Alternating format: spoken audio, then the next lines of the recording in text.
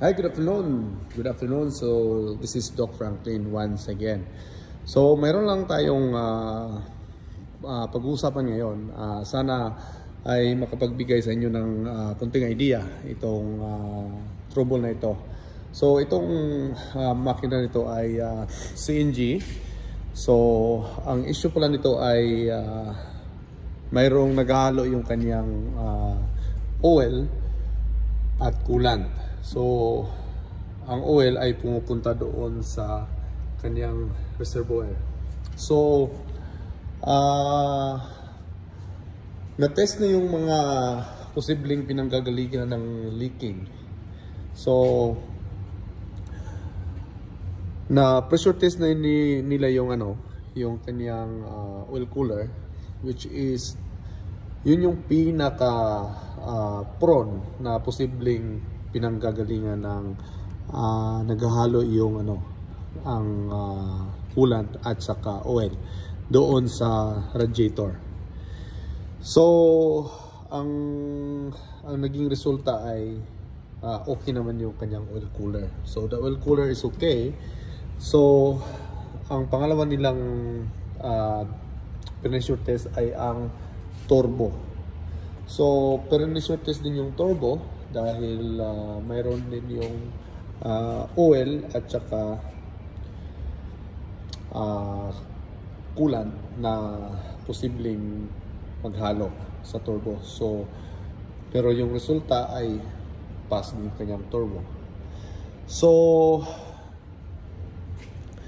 binaba din yung kanyang radiator at pinadala sa sa shop na gumagawa ng mga radiator para i-pressure test yung kanyang transmission cooler, which is okay din yung kanyang transmission oil cooler. So yung mga major na pinanggagalingan ng leaking ay naging okay na. So oil cooler passed, turbo passed, transmission oil cooler passed din. So nakapag-decide ako na babaklasin yung kanyang cylinder head. So ayan, nabaklas ko na yung kanyang cylinder head, pero wala naman akong nakitang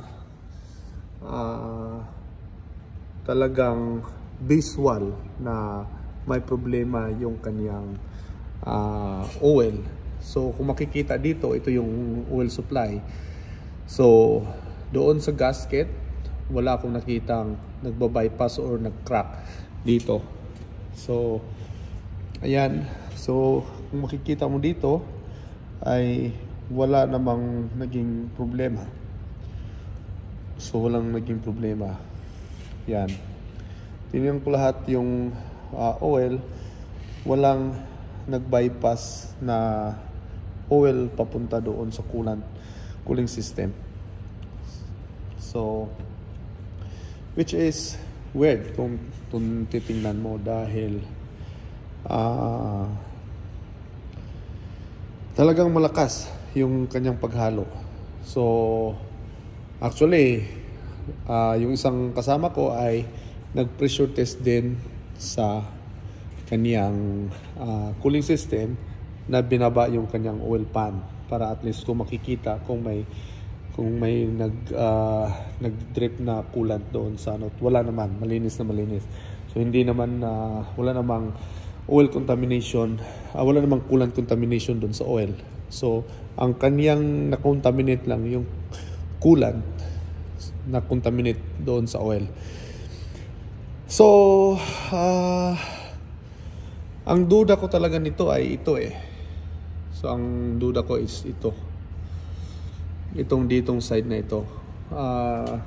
Yan, kung makikita mo, masyadong matigas yung yung matigas yung kaniyang rubber. So which is posibilidad na may problema yung dito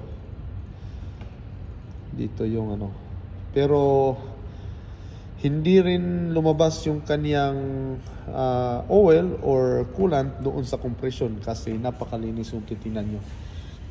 So napakalinis po yung kaniyang combustion. So wala siyang ibang issue kundi ang paghahalo lang. So para at least masigurado ko itong cylinder head na ito na walang crack, kasi pag nag-crack itong oil gallery na ito at may crack internal, so posible din maghalo dito sa cooling system itong mga linya na ito. Yan. So ito merong ako nakita na may nag-bypass. So ito 1, ito may posibilidad to 2, 3, 4, 5, naghalo pala. So yan, ito yan. So make sure ko lang na ma-pressure test ko itong cylinder head para at least sigurado ako na walang problema. So sana nakakatulong itong konting explanation ko pagdating sa kasi ang importante lang naman pag yung quick na pagdadiagnose ng naghahalo yung oil doon sa reservoir or sa radiator ay sa upper yung problema, head or oil cooler, turbo.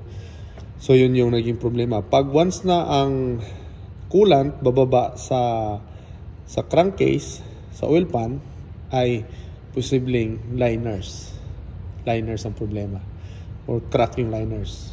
So yun yung mabilisang pagdiagnose ng problema. So ayan, sana makakatulong itong kunting explanation ko sa hapong ito. Ayan, so this is Doc Franklin once again. See you next video. Thank you.